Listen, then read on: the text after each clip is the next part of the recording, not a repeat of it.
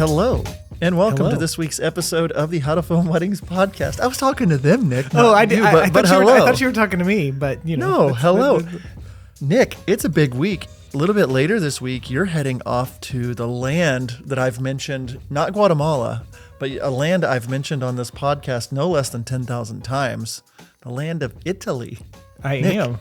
You're going on a big trip. It's a big week for you. It is a big week. I spent last week getting my carnet already because getting in with all my gear makes me stressed out and all that stuff. So I got that taken care of. We're packed. We're getting ready to go. We're just hopping on a plane, and flying into Rome. Going to be there for a few days, and heading up. The wedding is in Tuscany, so we're shooting over like 3 or 4 days, and I'll be gone for like 9 days or 10 days or something like that. So what am I going to do? I don't know. I'm going you to and miss you and you. Blake will get to party guys, together. Let me just throw something out there. When I went to Mexico in May, I brought Blake and I also brought Nick. We got to go party together. Well, a month ago or something, Nick was like, "Oh yeah, by the way, Austin and Jessica are coming to Italy too. They're on our team." No mention to me that chopped liver. This isn't entirely true. This isn't entirely true. Okay, it's not. He did mention that, like if I would. I do recall I think so. that I invited you. Yeah. And you turned me down. Well, at that point, you didn't invite me with How to I Film did. Weddings dollars. You invited me with my own dollars. No, I didn't. I was going to pay for you. I see. This is what happens when you don't communicate well, and it's okay. Or maybe I did communicate well and you didn't listen. When I don't communicate well, Oh, I will okay. I will fall on the sword. It's going to be a big week for you. Do not feel guilty or bad when you're in Italy, in Tuscany, and I'm in Tulsa. It'll be fine. I will man the ship. I'm recording some more podcasts to have, while you're out of town. That's fine. It's great. It's good. But another big thing, Nick, this week is that we have a new recording, a new episode. It's right now. It's happening. You're listening to it. It's in your ear holes with Paola and Jesse from Salt and Pine Films. But first, Nick, I think you wanted to mention one of our sponsors. Is that correct? Yes. This is man. That was a good transition. That was a good transition, Thank you. guys. One of the sponsors that we have on our podcast is VidFlow. They are incredible. They are a service where you can deliver your wedding films to your clients. You can either send a full online gallery through their service, or you can do what we do and actually embed your final films into your own website and then deliver it on a custom page. It looks nice. It's that extra cherry on top that really helps you stand apart from other people, and it helps with that brand experience. So that's VidFlow. If you'd like more information, and I think we can save you 20% on a year-long subscription that they have, head over to howtofilmweddings.com/VidFlow, and you can learn more about that. But we love our friends over at VidFlow. I'm actually delivering a film before I leave for Italy, using that service because it works. I'll so be well doing in it London. while you're at Italy. I'm delivering a film with VidFlow because I'll be here working while you're in Italy. While you're off with Austin and Jessica. That's fine. That's great. I hope you guys have a great time. Speaking of great time, this week's episode is a great time with Paola and Jesse. They're based out of Boston. Guys, they are now charging over $10K for their wedding films, like in their 4th or 5th year of business. We got to meet them in Denver, all kinds of good stuff. I'm not going to say all the things because we do that in the podcast. So why don't we just head on over to this week's podcast with Salt and Pine Films? Let's do that right now. Let's go. We're going. Okay. Yep. We're not even. So one of the things we've been doing, which this will be in the podcast, is we just start. We haven't been like welcoming or anything. So we just. Wow. We're still very green at this. So love a cold open. Yeah. Cold open into the podcast. So, welcome, but tell people here at the How to Film Weddings podcast, who are you? Why are you here? All that kind of stuff.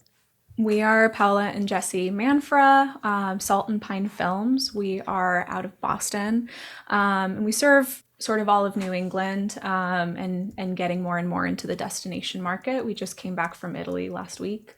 So this is our first full week back since that. Yeah, still battling jet lag, but a little bit. The best way. Yeah. Italy's gross. Yeah, just just terrible, terrible, just the worst. Being in Tuscany was Where did you go in Italy? The wedding was in Tuscany. Yeah. So we spent some time in Florence for a bit, then filmed a wedding out in Tuscany in the Chianti region. Yeah. It was Nick, great. where are you going next week? On Wednesday, I am boarding a plane to Rome to film a nice. wedding, in the Nice. Tuscany area. Amazing. I don't know where it is. It's some really cool venue that it's written down in Italian. So I don't know. Oh, but neat.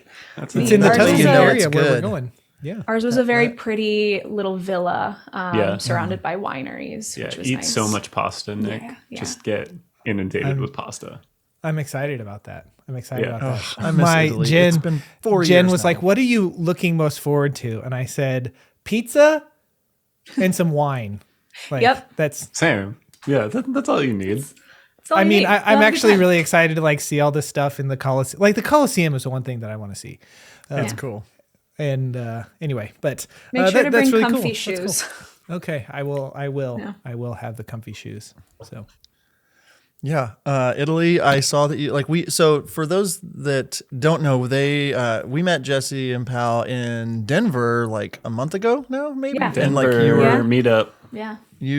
at Stanton's Rome workshop and just got to know them over the course of a few days. Had I think an awesome conversation on a rooftop overlooking the skyline of Denver, It and was just kind of really heard. heartfelt. Yeah, it felt very was good. cinematic. It was good. We shared a seat. did. It was great. Yeah, we did. Nick was like, "Who are you sharing a seat with over there?" Hey, it's just her husband was Well, right there. I was there. I was Well, there. you I was actually fine with it. offered for Jesse to sit with you first, but we figured declined. it would. No, he just would decline. geometrically, it would not have made He's any like sense. he's 6'4". He wasn't going to fit there. Yeah, I remember this, but we met and just kind of got to hear a little bit of your story. And the next week, I was like, "Hey, you guys should definitely come on our podcast and talk about it." And so I would love to kind of hear a little bit of the genesis, if you will, on Salt and Pine Films. And I think it's just really inspiring to hear the journey that people have taken and the road that they've gotten to. I don't know if it's in the podcast or not since we've changed the intro, but like you're just passing like this 10K range for your films. And I had strongly encouraged you. You were at like 8,500, I think so. And I was like, just raise your prices. You've got so many on the books already. You're like, be confident, and you push past 10K. And I want to talk about that. But before all of that, why weddings? How did you two decide? Like, did you, before you became partners, did you like already shoot weddings? Like, what's the story, the history of the brand? Do you want to start? I could sort of take it. So we actually met in film school. We both always had a love for film and video. We went to a school here in Boston called Emerson. That's where we met. And like post school, Pao was doing video work. I went into sort of the commercial agency video work, shooting video for like brands like JBL, CVS, Liberty Mutual, stuff like that. So I did that for like 5 years. And on the side, we started doing weddings, and it sort of came about super organically. I feel like, as happens a lot in this industry, we had a friend who was getting married in Denmark, and Pao was the maid of honor. So we traveled out there, and we just happened to have one of our cameras on us because we always did. It was a Canon 60D Canon with 60D a kit lens with like and a Gorilla Pod, Yeah. I think. That was all we had. And Yeah. my friend was like, would you mind taking some video just throughout the day? And me being the type A kind of person I am, I was like, I will shoot everything, actually. And we ended up putting a video together as a wedding gift to them. Yeah. And so they had like a reception here in the States, and we like brought a projector and we showed it. And one of our friends who's a fairly well-known wedding photographer here in Boston saw it, and she was like, y'all could totally do this like on the side. And so we just got going that way. We did a few weddings for free. I was just like asking anyone and everyone I knew. I actually wound up asking this girl at a farmer's market who I met. She was like a maple syrup farmer, and she was like, I'm getting married. So we did her wedding, and she paid us in like a huge gallon of Gallons maple syrup. That's awesome. Yeah. Yeah, that was What a pretty sweet great. gift. Yeah. Yeah. We always joke that our first paycheck was syrup. Yeah. So that's how we got going, and just like slowly but surely built up a steady portfolio of work until we could start charging more. And now we're here starting at 10, Yeah. which feels bonkers. Yeah, for a while when we started, we were like, this is such a great way to pay some bills, Yeah. Well, but we'll never make a living out of this. It's Yeah. just a nice like side hustle. And then slowly it just became for something sure. that I was like, you've got to quit. Jesse was the first one to quit his job. He is our editor. So it just got to be where we couldn't keep up with the work, which is such a blessing. He left his job, and then 2 years later, I left my job. So I'm full-time as of just this year. Yeah, that's incredible, and I love hearing your story. And I want to ask something. I'm going to kind of go about a roundabout way, but we did some film reviews a few weeks ago, and we reviewed one of your films, which was really incredible. You had the story of time that kind of went throughout the day, and you kept coming back to this moment. Anyways, I'm sure we can put it somewhere so people can check it out if they haven't seen that. But you mentioned that you both went to film school.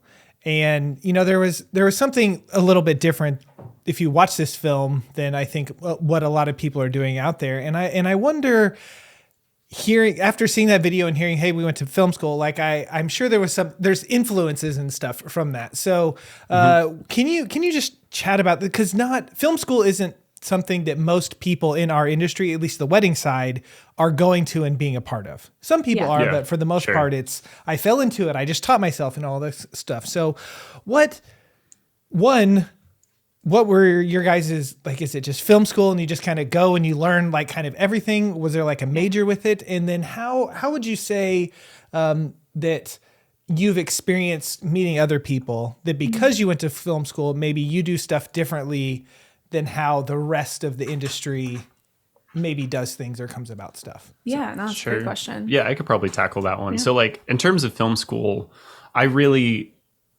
did major in like cinematography and documentary filmmaking. So it sort of set me up really well for capturing weddings, especially in like a more cinematic way. And I think, the big difference I think sometimes with our work is I'm always sort of referencing other films that I love or directors that I love. I think I draw most of my inspiration from like either current cinema or cinema history. I'm always like watching movies even just for research. And I wind up more so using that as inspiration rather than other wedding films. Of course, we look up to so many people in this industry, the Jay and Max, the Sculpted with Times. Like there are people, we love their work and I watch like everything that they do. But I think for our own personal work, I love referencing cinema. Like that is my bread and butter. And I think that's sort of something that helps differentiate us as well. And I'm working on this piece right now, and I wish y'all could see it. It's what we shot in Italy. I'm just like finishing up the teaser, and like it for me is very cinematic. Like I'm referencing like Fellini and like older Italian artists and directors, and like that for me is what gets me jazzed, is when I'm able to do some of that stuff and make stuff feel really cinematic. Yeah, I think Jesse focused a lot on film specifically. When we were in school, I had a communication studies major and I minored in photography. So when I came into this, I had more of a photographer's eye in terms of framing than a filmmaker's eye. And that's something I kind of had to adapt to. But I think in terms of that, just having that base knowledge for exposure, things like the very basics that you learn when you pick up a camera, that has helped. The communication studies has helped just in the client-facing portion of our business. I am the front end person while Jesse's the back end.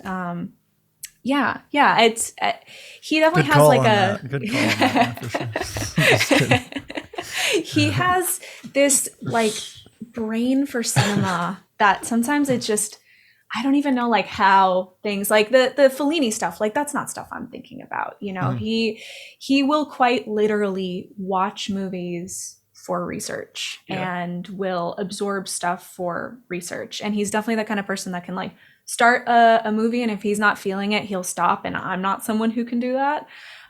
So I think he'll just power through movies to try to absorb knowledge from people just out there.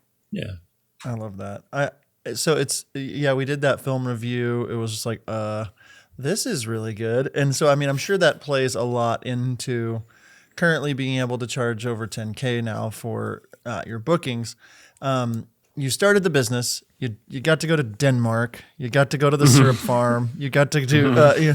I'm sure at that point, getting paid in syrup to now. I mean, that's a lot of syrup. $10,000 worth. There's of a it lot now, of but- That's a lot of syrup. What would you say are some of the key factors or some of the key marks in the business that felt like those things that were just like we started here. The next big thing that happened was we did a website or we did or like what was kind of next after you get a couple of weddings? Where was that next big break or what kind of things were you focused on to get you to that next level? I think our big turning point, I mean, obviously getting a website put together is, an essential, but I really think the major turning point that sort of led us to where we are today is we were making films and sort of just taking inspiration from what we saw out there. And we were getting burnt out just out of being uninspired. We weren't, something that he always wanted to do was work with people. And when he did a little bit of documentary work in college, that was kind of the goal.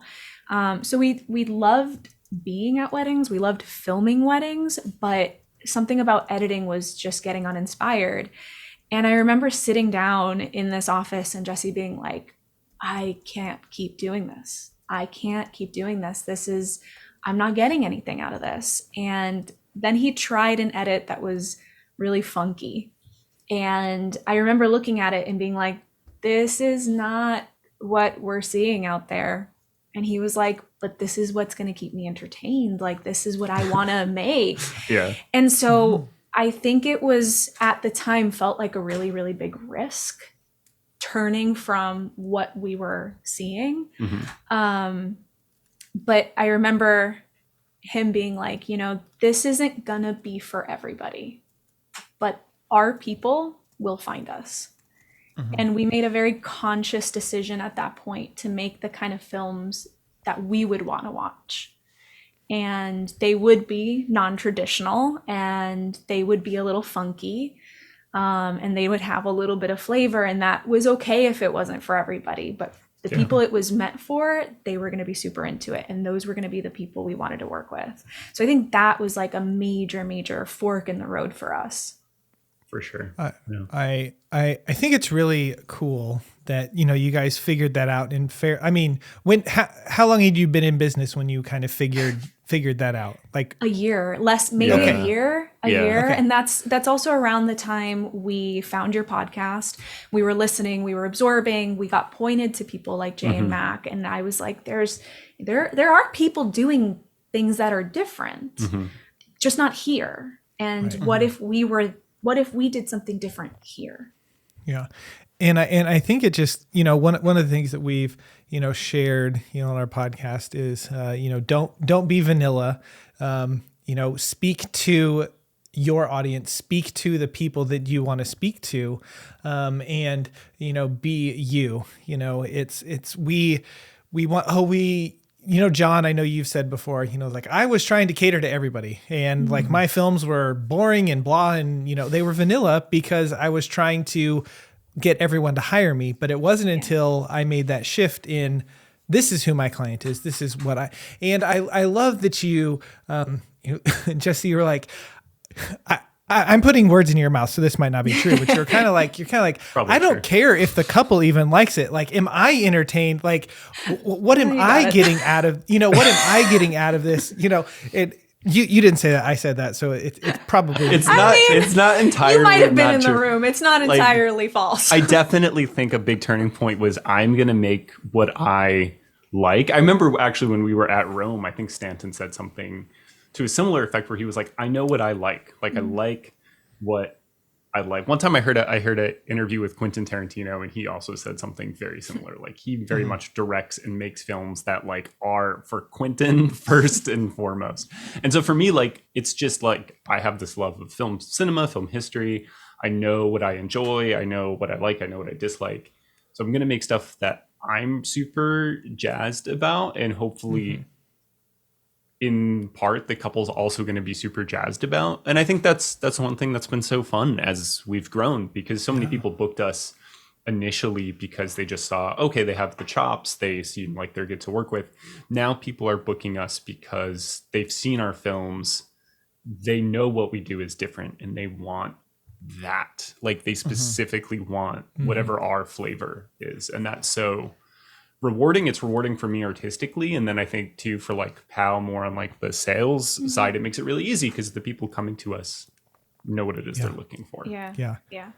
I think it's really powerful too. You know, I've heard stories of world class, you know, Major League Baseball players or NBA players or whatever that are they're professional, but they hate it. They're not fulfilled. It's like they don't enjoy it anymore because they are doing what someone else has told them to do or someone else. And whenever you are editing because that's what quote unquote the wedding industry says that you need to do that, it can be very unfulfilling. And you guys maybe could have still gotten up there to the 5-10, you know, but you're making this money. You're like, we're making a lot of money, but I hate doing what I'm doing. And so it's really cool to hear that early on, because I would say that there aren't many people in year one that kind of wade through that and figure all that stuff out. So that's really cool. And then now here we are, 2 years later, 3 years, I mean, a little bit down the way, and you're charging more and you're booking more because you've found the thing that gives you enjoyment and makes you inspired. And that is inspiring to other people, and people are drawn to that. So that's really awesome. Yeah, it feels really cool to have reached this sort of alignment. I feel like in a way I kind of hacked life to be able to work with my best friend all the time, and that we built this thing together.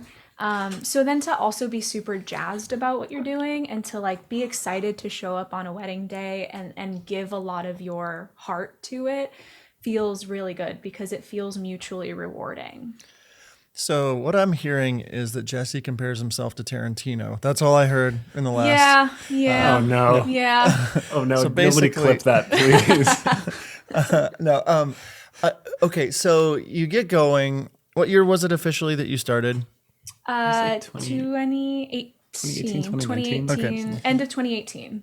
Okay, so to go from 0/syrup payment to 10K payment, there's some key factors I'm thinking about, like obviously the fact that cinema is so important and that you were focusing on what makes you tick and makes you excited and leaning into that and being okay with not being appealing to everyone. You know, I go over and look at your website and the branding is very on point and it feels like you, and I've met you in person and it's like you're living kind of who you are, like just who you are, and you're totally great with it.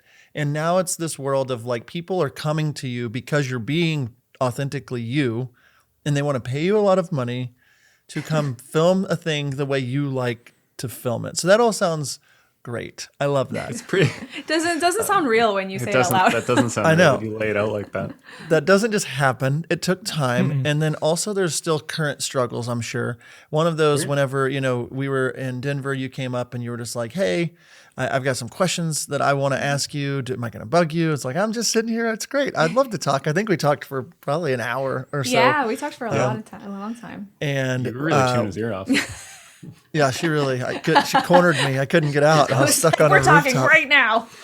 But the struggle, I think that, you got to, I think was, there's always things to be looking at in the business. It's like, how can I get better here or over here or whatever? And your struggle was a struggle of like too many good things. It's like, oh, we have too many bookings. So why don't you explain kind of when it started to pop, when it started, when your schedule started to fill, how you started raising the prices, and then maybe a little bit of some of the overwhelming side of it with so many bookings. I know you had talked about having a lot. So maybe just kind of explain a little bit of that part of the story. Yeah. Yeah. Do you want to take it? I think I could probably Yeah, start and you cool. could fill in. Like, I think, so where we were at a couple of years ago when we were like, we need to make a change, we're sort of in a new phase of that now. And we're sort of in the midst of making some creative and like business changes. And I think the big thing was us figuring out our brand. It maybe seemed like we had it figured out for a long time, but it is something that's always evolving and we're always working on. And I think we're actually in the midst of a rebrand right now. We're redoing our website, and the big thing there is going to be sort of the word cinema. We want that to be sort of the vibe and the thing we really lean into as like our X factor to differentiate us. And so with that, I think where we were getting burnt out was we had a ton of weddings. We were making pretty decent money, but a lot of them were more standard single day affairs, which are lovely, but we've also done a lot of those. And sometimes those single day affairs, there's so much going on a wedding day. You don't always have the time to get the story beats you'd really love, especially for video. Maybe you're capturing the main moments of the day, the first looks, the dances and all that stuff, but you don't have the time to really explore the couple's personality. And that's what, for me as a storyteller, I felt like I was really missing and wanted to play with and work with a lot more. So in raising our prices, we've now made a story session, like a 4 or 5 hour story session, a part of that initial package offering, so we could tell the stories that we really want. Shout out to Cinegarden. Yeah, shout out to Cinegarden. We definitely took from that and we were like, we want to be doing that. And actually we had a couple recently reach out and they said, if we nix the story session, can we lower the price? And we basically said, the story session is part of how we tell stories. Those are the stories we want to tell. If you want to nix that, maybe we're just not the best fit then. So being able to really stick by our guns and know what type of content it is that we want to make. Yeah, and I think outwardly, sometimes when you lay out, I think we've been really, really fortunate the way things have evolved for us. And I think outwardly it might look like there was never any fear or any self-doubt. And as a chronic people pleaser, John, you will relate, it even figuring out our branding back then, I wanted to appeal to everybody, but I think I had to, I'm definitely the of the two, the more safe and reserved person. I'm the very pragmatic person, but I think what being married to Jesse has given me is the ability to jump and take a risk. And there's a lot that we have figured out as we've gone along. I've tried as much as possible to absorb information from other people and reminding myself that just because you've done it this way doesn't mean you have to always do it this way. If someone does it different and it inspires you, that's for a reason. And I think, I feel really confident in the things we create. The places we struggle are figuring out how to be business owners, figuring out, how to project a year from now. What are our goals? What do we want to be? Who do we want to become in a year, in 5 years? And to be super transparent, I feel a lot of the time it feels like we are learning as we go and making mistakes and correcting them as we go. Because I think that has been the hardest part. We didn't go to business school. We are art kids. So that has been the major struggle, I think, for us, and the imposter syndrome of, are you actually doing a good job, or is it just luck, and maybe it's both, and it might be both. But I think there is something to be said about I think you mentioned it in an episode a couple episodes ago. Nick, you said sometimes you see these people and they seem sort of larger than human. But I think what we've found in the filmmaking community is there is a lot of vulnerability, and that has helped us grow.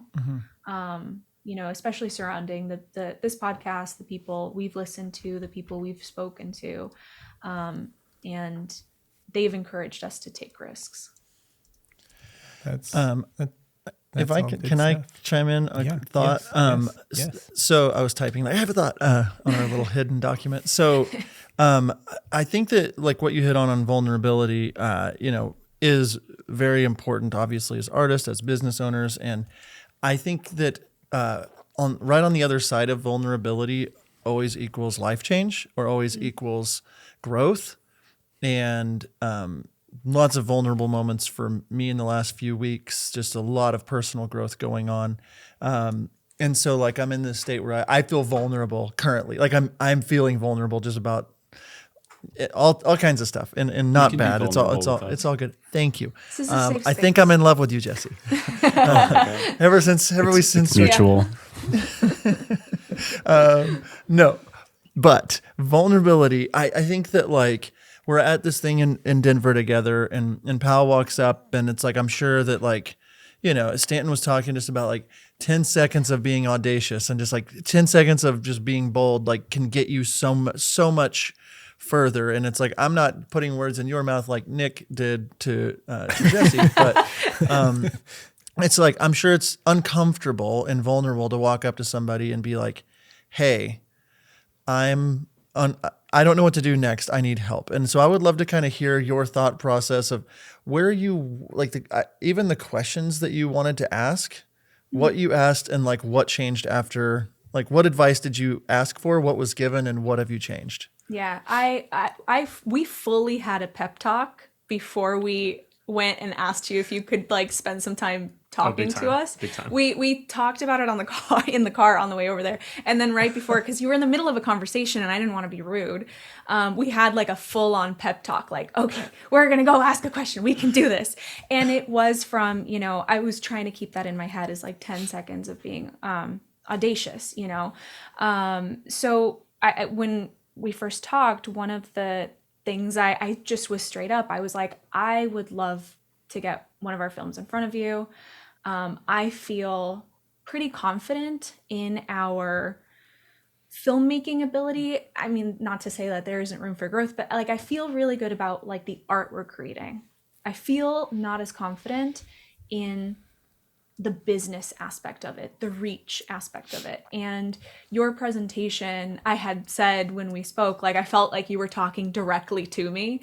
It was very much what I needed to hear, involving being remarkable. And I forget like the exact words. I'm sure I could pull it up in my notes because I took extensive notes.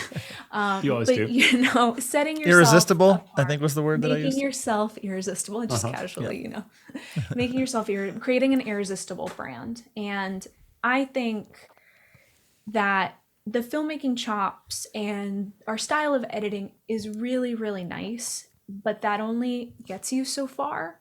And rounding out that experience with your social presence, the way you speak to clients, the way you interact with clients, the way you speak and interact with other vendors, the connections you make, that is a lot of my job in this duo. And I think that's where I have struggled the most, because I've learned sales as I've gone along, and how do I make a sale and keep our income coming while still being authentic to who I am, being true to what I think we want to portray. And something I brought up was we have 30 some weddings and we're charging this much. We really want to get to this point and only film this amount of weddings. And, we kind of gave you the like stats and you were like, do it. What do you mean? Do it. And again, we were in the airport with like a giant delay in our flight. And we looked at each other and I was like, I could just go for it. I have these inquiries here and I could just go for it.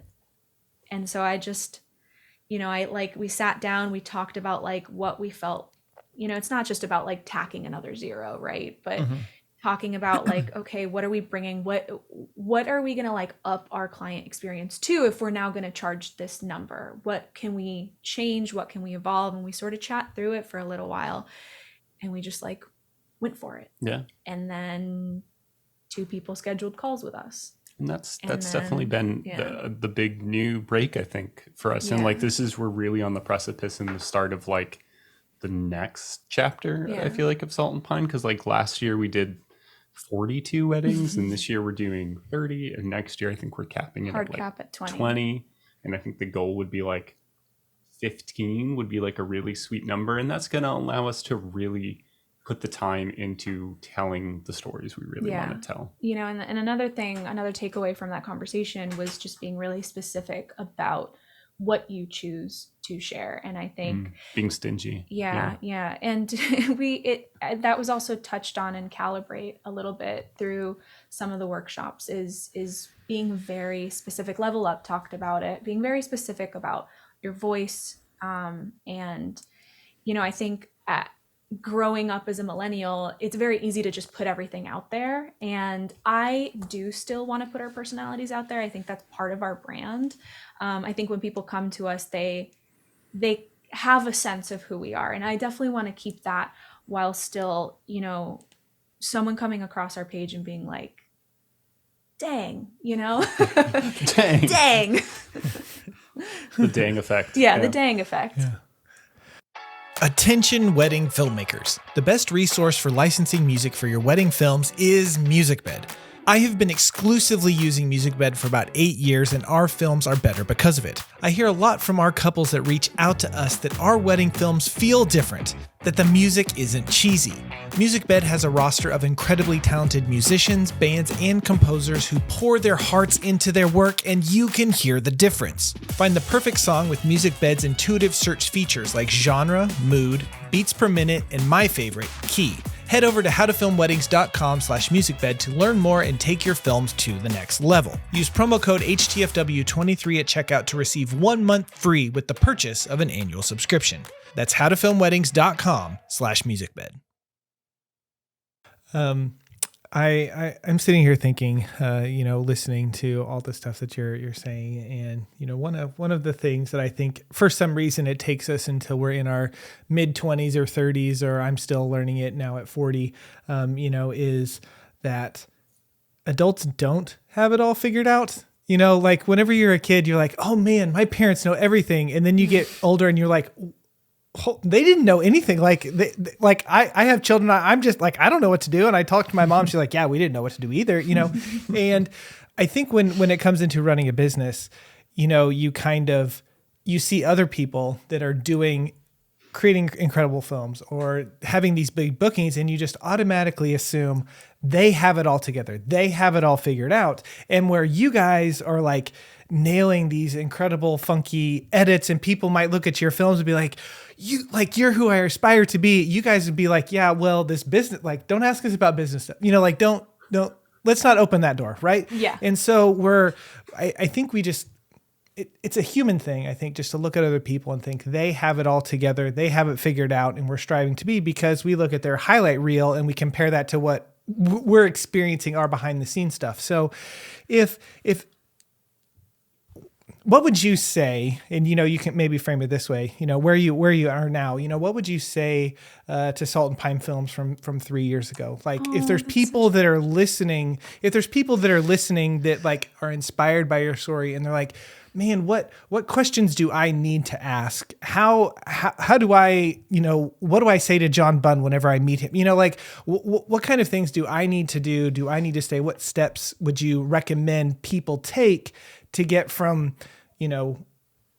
where they are now to where you guys are, in 2 or 3 or 4 years? I would say stalk John and Nick. I'm just kidding. And follow them to whatever city they're going to and get in front Cut of this them. out, Blake. I would say to us 3 years ago, and Pao, you were kind of talking about it before this call, is just keep following your gut. I think once we started listening to our instincts and our gut, that was when things really changed. Our season was super busy this year. It was crazy, especially August. And I think it was August. And Pal was like, you know what? I just have a feeling like we should go to Rome. Like, we already bought the course, but she was just like, I know we're so busy. I know we're going to have to squeeze it in, but I just have this gut feeling that we should go. And we went. We had an amazing experience. We got to meet the both of you. We got to meet so many other amazing folks. We got to meet Stanton in person. And I mean, honestly, like that whole experience and the conversation we had with you was a catalyst for where we are now, just like a month later, which is wild. Yeah, I have an abstract answer and a more like actionable one. I think I have always been a person that like, I really, really listen to my gut. I really, really listen to my instincts. And we were kind of chatting about that. And yeah, that's what landed us going to Denver. We had to squeeze it in, like we planned just a few weeks in advance, but I really, really had this gut feeling about going. I mean, likewise, like I wouldn't have met him if I had not had the gut feeling to go to the event for orientations like week. I didn't want to go. I was tired and I had a long commute, but I was like, something's pulling me. Something's pulling me. And, you know, a little abstract because it's hard to find words that describe like, but when you have something pulling at you, I think it's worth listening to. It's what led me to meet him. It's what led me to move to Boston. It's what led us to build this business. It's what, there's so many instances of there's this little voice that I feel like I really need to listen to right now and like shut everything out and see like, what am I being called to do right now? Practically speaking, I think something a little bit more tangible is that I would have told us 3 years ago is people want to help. Like it is incredibly intimidating to ask questions, to just message someone on Instagram. And I have been afraid of that for a long time because I don't want to seem dumb. I don't want to ask dumb questions. And I think that in the film community, sometimes it can be really intimidating, especially when you get people who are really big gearheads who know a lot of technical stuff. And that's not me. That's him. That's not me. But something I would have told myself specifically is ask that person what you're thinking. They want to help you. And we get questions now in our DMs, which is just mind blowing to me that people would ask us questions. And I'm always like, oh, got to respond to that. Is a priority of mine because I know how that would have made me feel 3 years ago.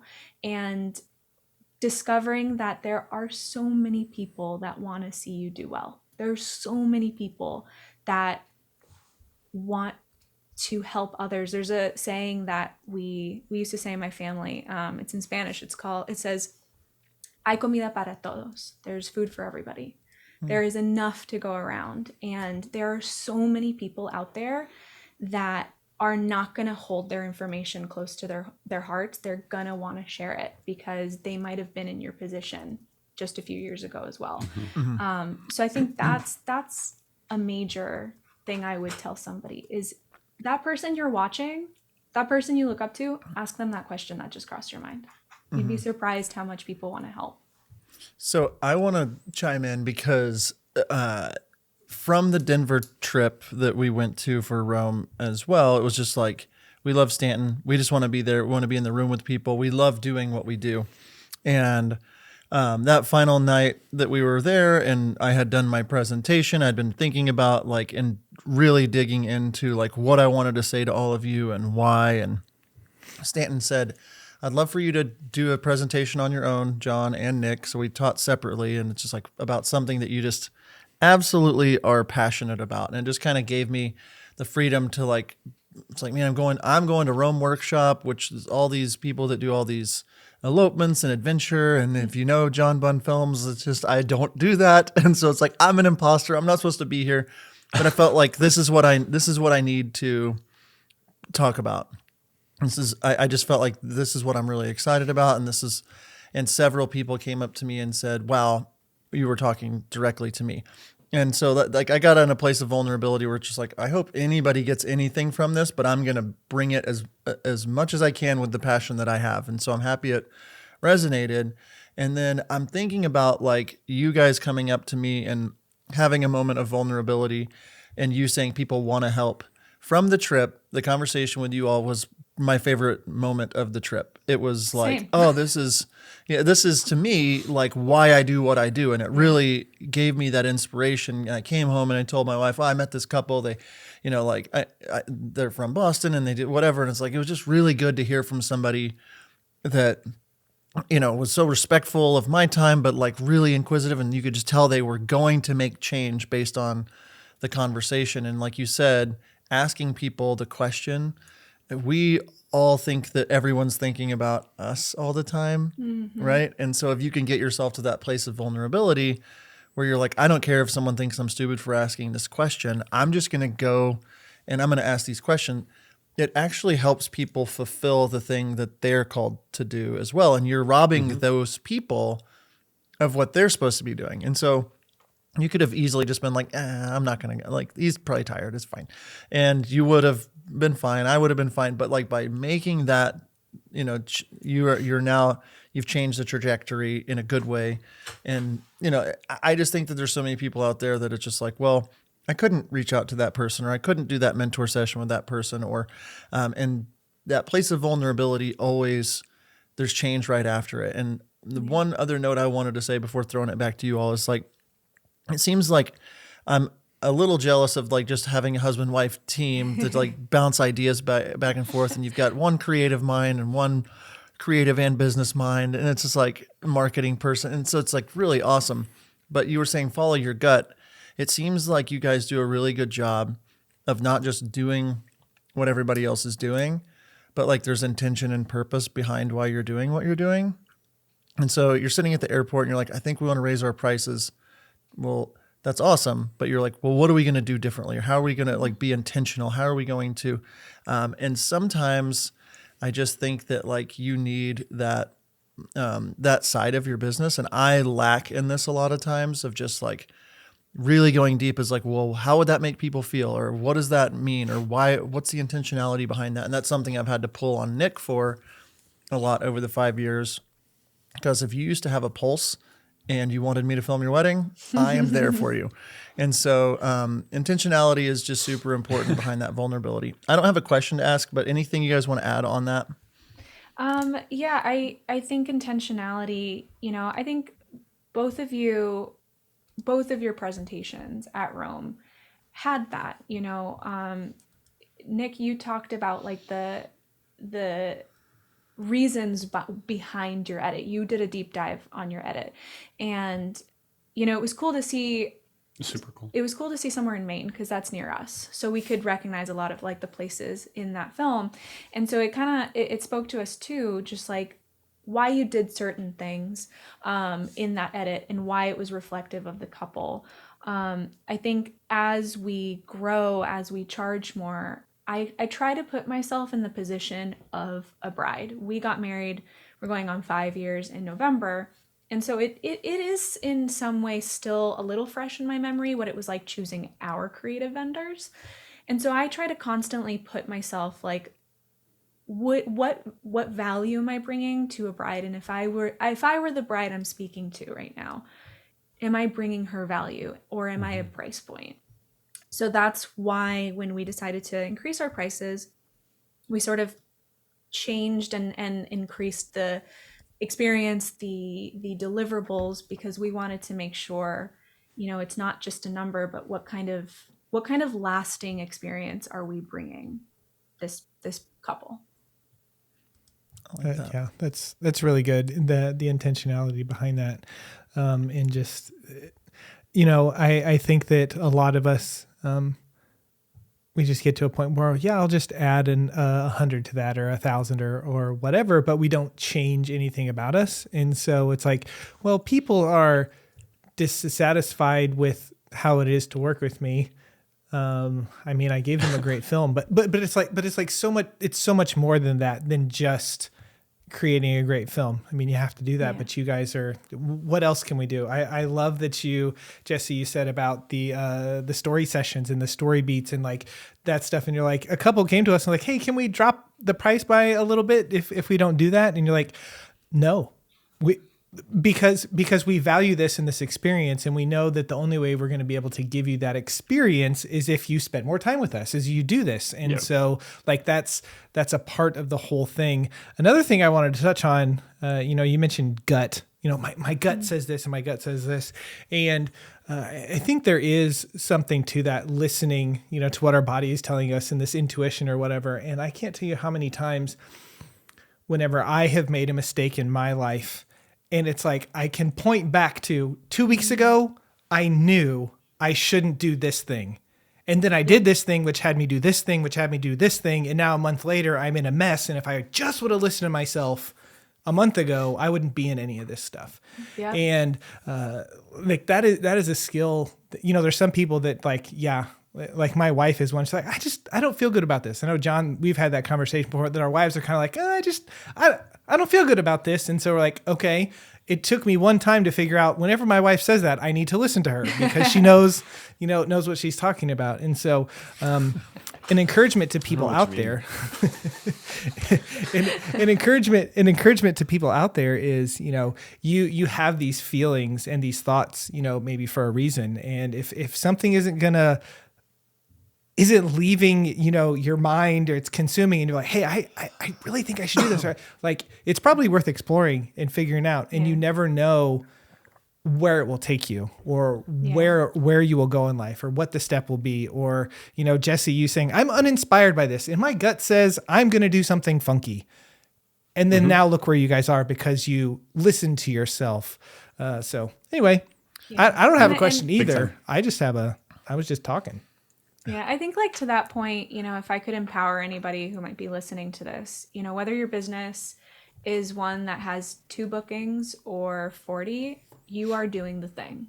You're doing the thing, and that is an accomplishment in and of itself. So listen to that gut, and I think as soon as you stop learning and absorbing and being curious and asking questions, that's when you stop growing.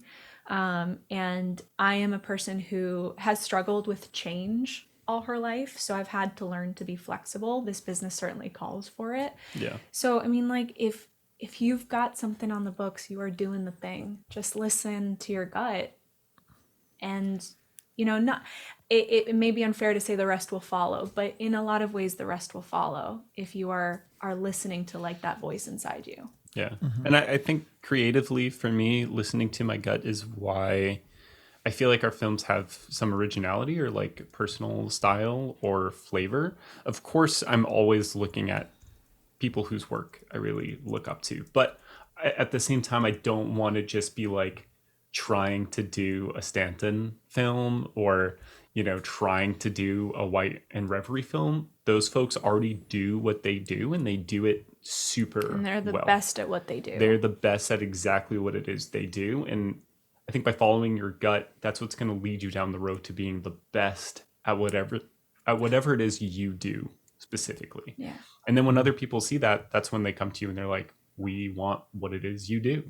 And it just makes the whole process so much more rewarding and fulfilling, and I think easy to keep a good momentum because you're doing what you love. The people who are booking you love what it is you're doing, and everyone's happy. Yeah.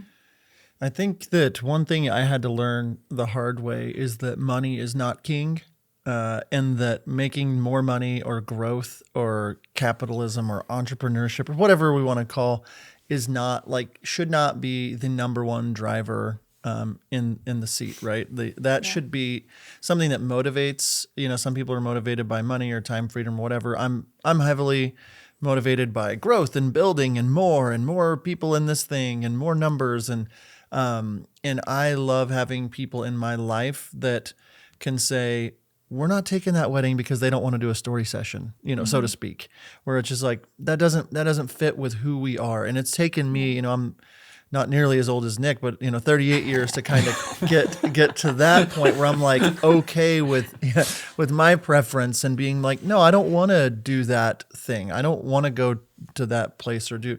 And I just think that having people in your corner, if you're self-aware enough to know that oh, I need help in that area, I need to go ask questions, even if it's how I was in your corner, in Denver, you need people in your life that can be very honest with you and help you to be self-aware.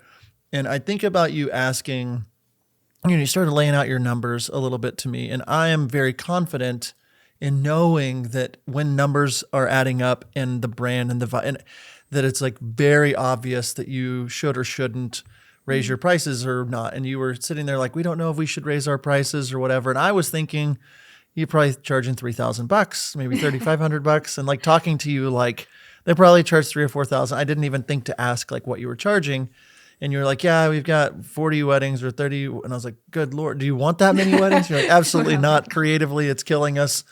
And I was just well, what are you starting at now? And you were $8,500 or something, and I was wait, what? Is that for video and photo, or is that for? And you're no, it's just. And I'm so you're shooting 30-something weddings and people are still saying yes at $8,500. And it's just very obvious to me. It was just you should definitely. How many do you have next year? 10 already. How many do you want? 20.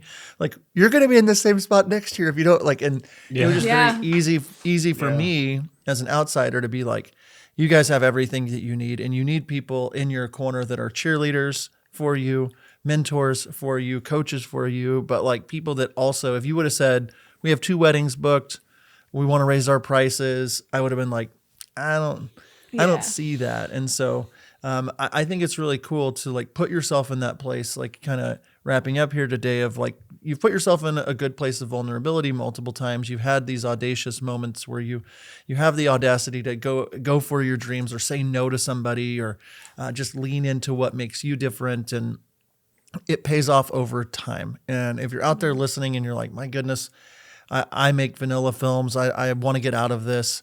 I don't want to have this backlog. It does take a year, 2 years of just turning that ship around to get to that point to where you're saying yes. And I mentioned earlier, it's like you're filming the kind of weddings you want to film for the couples that you want to film them. You're able to edit the way you want to edit, and they're paying you large sums of money to do it. It seems like a really big win. And so you guys are killing it. My last method, baby. Yeah. My last question is just like moving forward for your brand. What are you looking, in the horizon out there? What are you most excited about? What's inspiring you? Where are you heading? Just any of that before we wrap up.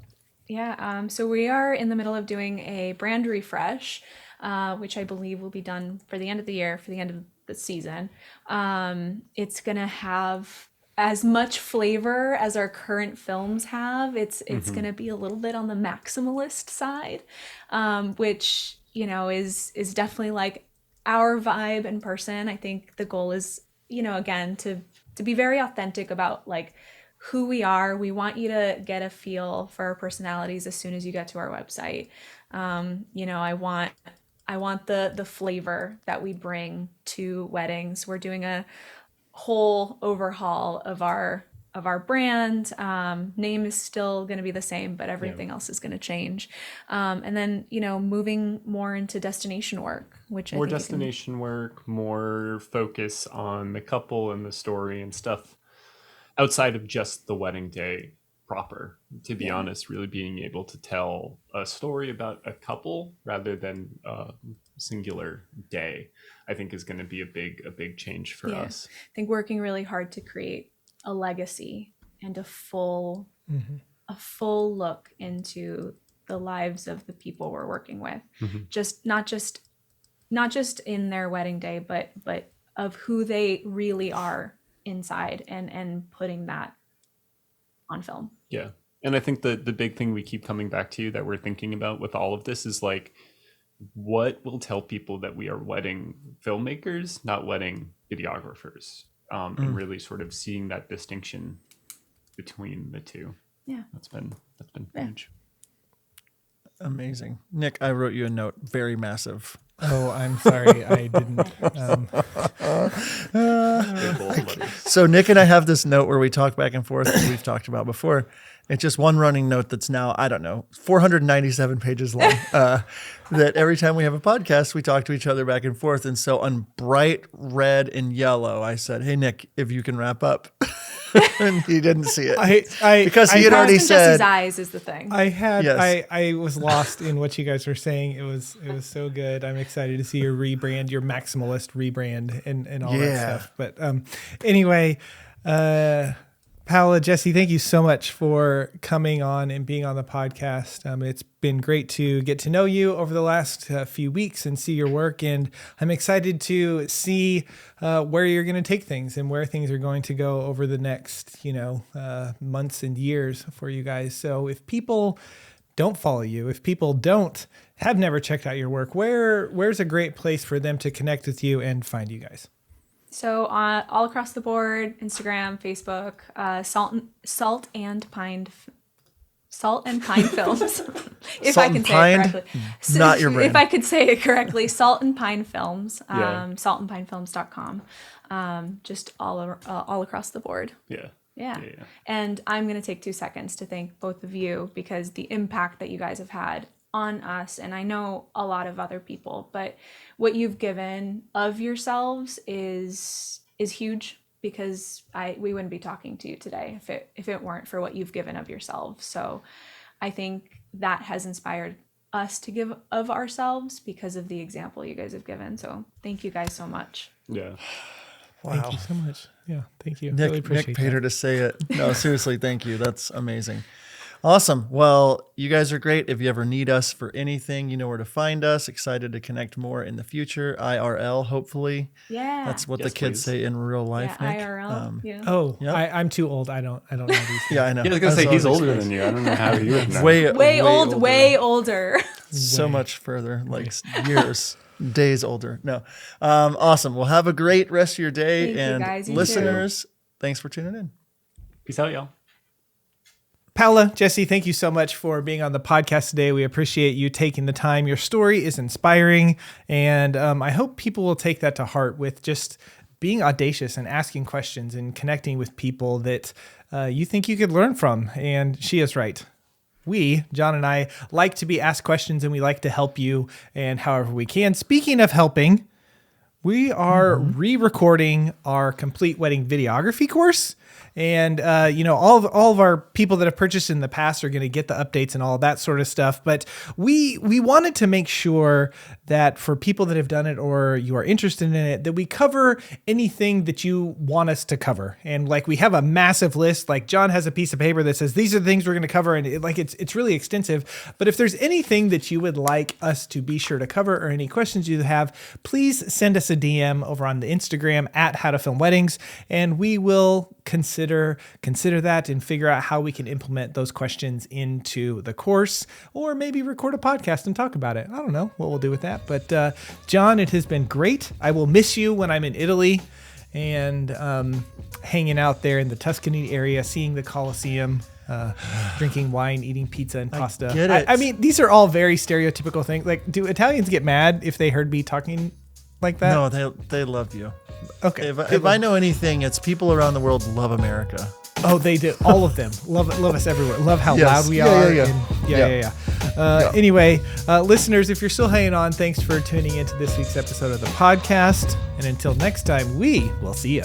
2019 was the last time I edited a wedding film. And since then, I have raised my prices by nearly $10,000. This wouldn't have happened without my good friends over at Wedditor. I was able to move into the position of creative director in my business. Where my energy would usually be spent on making the perfect edit, I was able to now use that same energy directing the films as they were being edited. With the long-term collaboration and realizing that I didn't want to spend all of my precious time behind the editing bay, I knew that Wedditor was the right choice for me. I decided to invest into myself and my business, and the long-term benefits have paid off significantly. Am I completely hands-off in my editing? Absolutely not. It's a collaboration with my team of editors and project managers, and we work together to create one-of-a-kind films that I am now able to charge over $25,000 for. I honestly don't believe I would have been able to do this on my own. If you're on the fence about outsourcing, take it from me, it is worth it. Check out howtofilmweddings.com/Wedditor to learn all about Wedditor and see if they are the right fit for you. That's howtofilmweddings.com/Wedditor.